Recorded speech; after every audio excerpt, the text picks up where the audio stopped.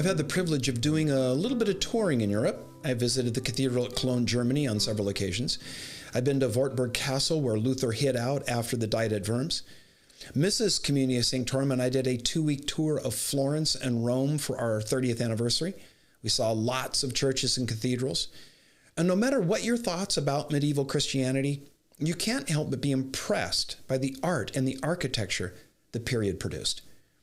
Now, some modern Christians, especially those of the evangelical stripe, they may visit a medieval European cathedral and come away impressed at the architecture, but mystified on why people would go to such extremes to build such an immense and impressive structure. There are even those that would grow angry at the massive expense of such a structure. So in this episode, I'm going to attempt to explain the why of medieval cathedrals. In the medieval mind, churches in general and cathedrals in particular served two main purposes. First, the building was a place for worship, with that worship centered on the Mass, the Holy Eucharist. Second, the church was a place of instruction. The architecture and the decoration were used as tools for both of those. In an age when only a small portion of society was literate, church buildings became a kind of book in stone, telling God's story in the paintings and the carvings that adorned the walls, and later in the dazzling light of stained glass windows.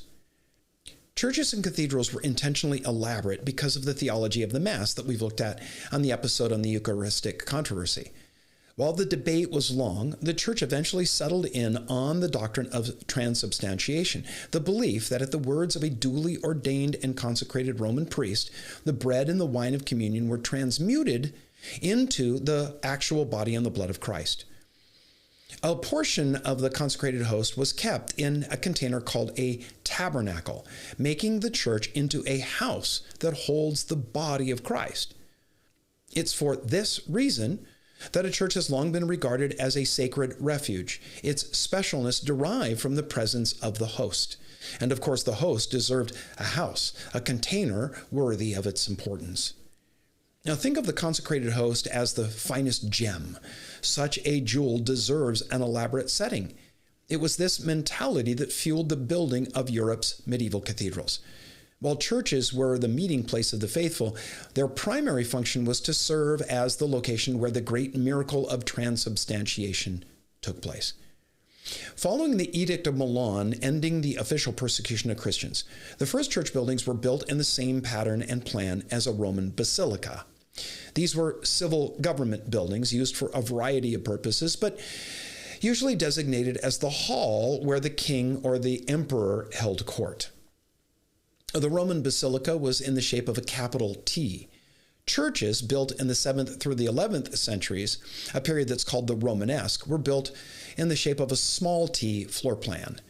The addition of a space at the top of the T, called the apse, was to provide room for the clergy, who became increasingly distinct from the laity. As more priests and monks were added to the choir, the apse grew.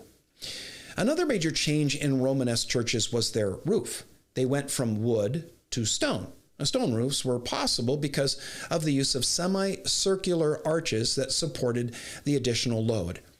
When arches transect each other, it's called a vault.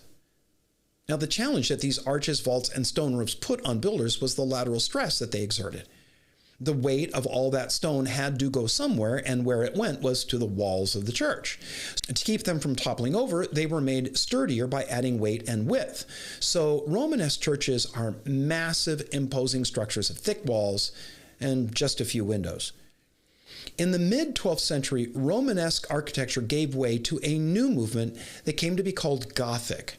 Now, that label was applied much later by those that considered the style kind of barbaric, and so worthy of association with the Goths, who'd helped bring Rome down. The basic floor plan for Gothic churches remained the same, but architects used pointed rather than semicircular arches and vaults. This allowed much higher ceilings. The weight was borne by columns rather than walls, which doubled and trebled the lateral thrust on the columns. So external columns were built outside the church and used as additional support for the internal columns by means of an ingenious prop called a flying buttress. Since the weight was now borne by columns rather than walls, the walls grew lighter and they could be replaced by large stained glass windows whose scenes depicted stories from the Bible and the lives of the saints. And just imagine the first time that a peasant wandered into Cologne Cathedral. The only church that he'd ever known was the centuries-old massive block building in his village back home that held no more than, let's say, 200 people. But he stands now in the plaza in front of Cologne Cathedral, and he tilts his head back as he takes in the church's front facade, carved with hundreds of statues of apostles and saints and figures that he has no idea who or even what they are. His head keeps going back and back because there seems no end to the spires that rise ever higher, pointing like fingers towards God in his heaven. Dumbstruck that anything could be so big and reach so high, he stumbles in the front door, expecting to be greeted by the thick gloom that he's used to in his church back home. But this church, it isn't dark. It's filled with light. On his right is the main side wall of the church, pierced by the most magnificent works of art he's ever seen.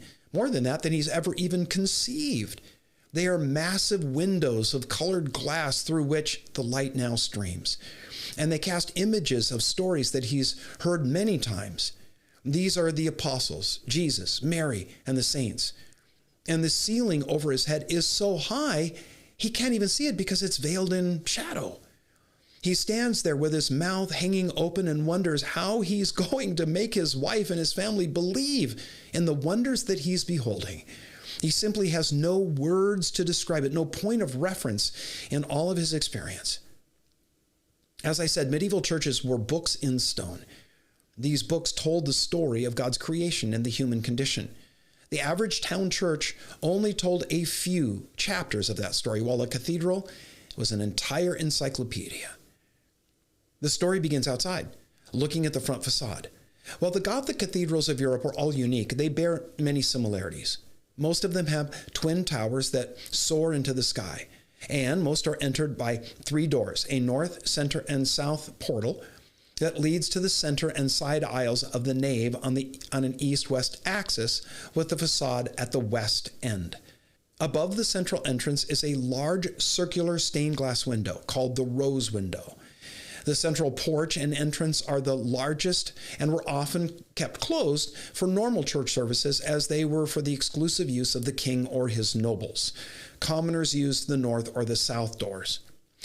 The porches for each door were elaborately decorated with sculptures of dozens upon dozens of figures, both large and small. The left or north porch was often devoted to depictions of normal, everyday life. The labor of the months and various occupations are found there. The idea was to capture the human condition, especially as it intersected with the life of faith.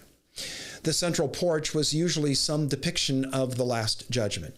So Jesus is usually seen seated in glory at the apex, judging the souls of mankind who are found lower down, rising from the dead.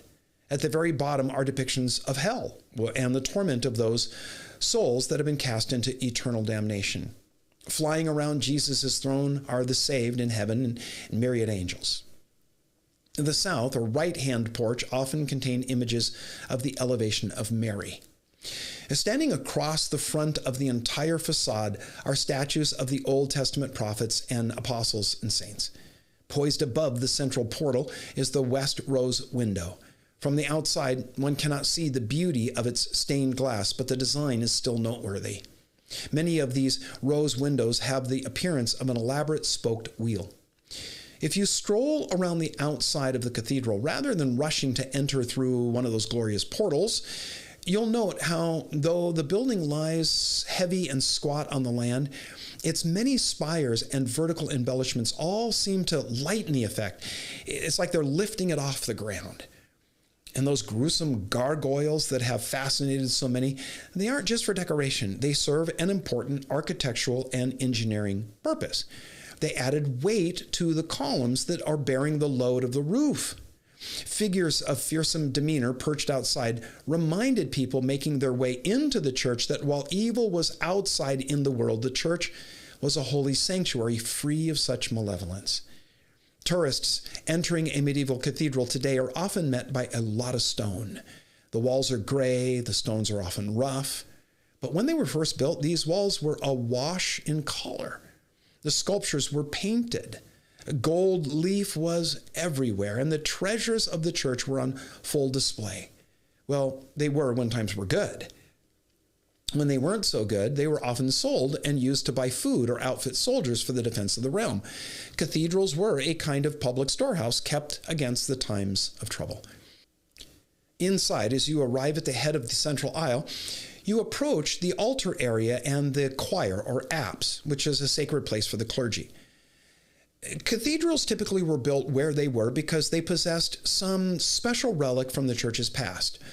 Maybe a piece of the true cross, a thumb of St. Thomas, or a piece of Jesus' robe. These relics were often kept in a special box called a reliquary and stowed away in a vault under the main altar of the church. They would then be taken out and carried in procession at special events and days of the church year. The back of the apse, and so the east wall of the cathedral, was the building's most elaborate and largest stained glass window.